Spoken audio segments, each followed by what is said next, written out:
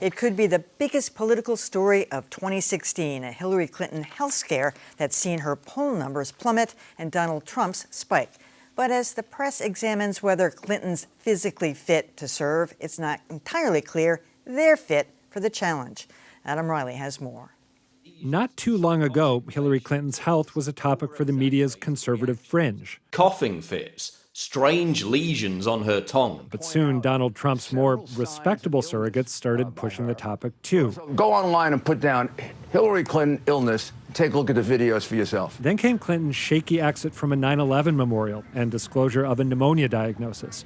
And just like that, her health, or lack thereof, was the story of the moment. The way Clinton has handled this has likely made it a lot worse. But as the press delved into the Democratic nominee's current and past health problems, it made some questionable decisions. And the doctor saying pneumonia, but some people are wondering, could it possibly be something more serious? That aside from Good Morning America's Robin Roberts was unsourced. So was Cokie Roberts' claim on NPR that some Democrats are thinking about dumping Clinton. It has them very nervously beginning to whisper about having her step aside. Also getting media oxygen, a concussion expert's theory that Clinton might have been poisoned. And then there was the strange handling of this comment by CBS News. Rarely, but on more than one occasion, over the last many, many years, the same sort of things happened to her. In the evening newscast, that reference to frequent episodes was deleted to save time, CBS News says. But the biggest gaffe came from ABC 7 in New York. As we begin with the breaking news about Hillary Clinton's death. The station says Torres meant to say health, not death. Even so, that one was a killer. I mean, it was good. Quite a scoop. All this is fair game. Somebody's health is certainly newsworthy, and that episode was terrifying, especially for anybody who's supporting her. But for some reason, mainstream media feel it's okay to widen the circle and include speculation about poisonings and something far more serious, brain tumors, this and that. Robin Roberts, respected news anchor at Good Morning America. What is she doing? Why are you bringing up things that have no validity or unsourced? And when the facts, frankly, are frightening enough.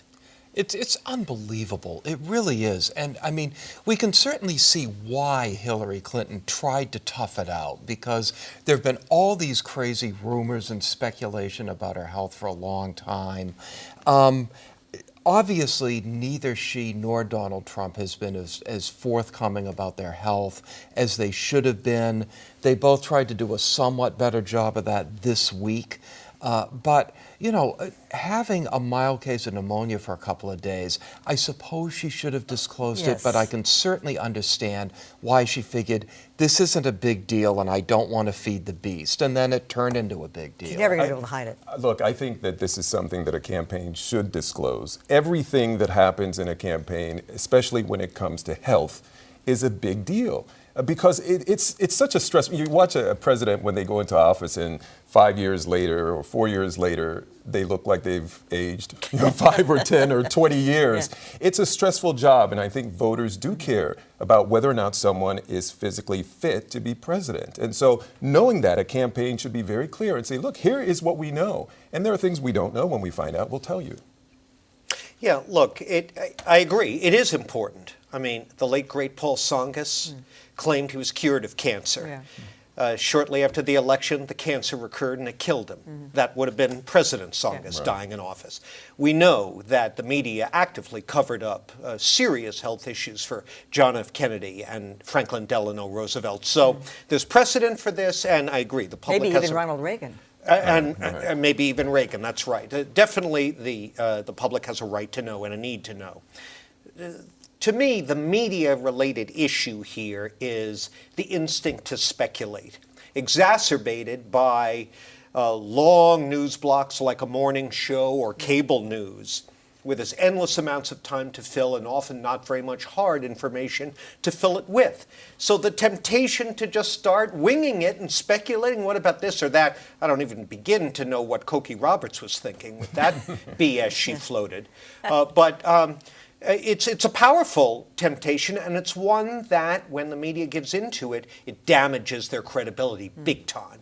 Yeah, and I couldn't agree more. I mean, especially that video was very dramatic, and I think people felt pressure to react. I mean, the one thing that wasn't was Tom Brokaw, right, saying that she might need to see a neurologist. I know. It's like what? And because he has he has multiple myeloma. Right, but it was still piling on in this situation. And I mean, at first I thought it was. At first I thought maybe the media was being sexist, but I actually think it was the dramatic video that caught everybody's attention.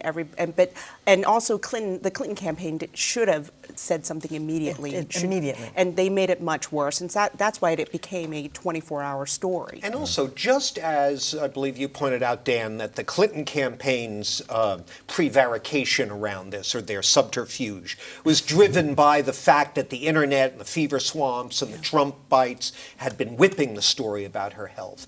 So too does the media let itself get pushed by all that. Well, it's been all over the internet, and now she fainted, so we've really got to go whole Now it's for real. Right. Exactly. Yeah, that's bad.